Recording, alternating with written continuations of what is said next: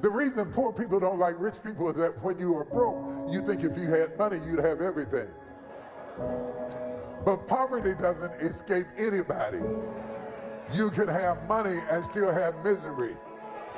You can have money and still be suicidal. You can have fame and go crazy. You can have fame and be strung out on drugs. You can be the CEO and be flipping out and want to drive your car over a hill or drive your plane into a mountainside. Stop envying what God gave somebody else, because you might not could handle what God gave somebody else.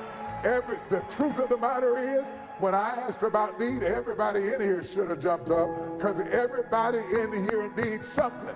It's just that some people's poverty is obvious and some people's poverty is hidden.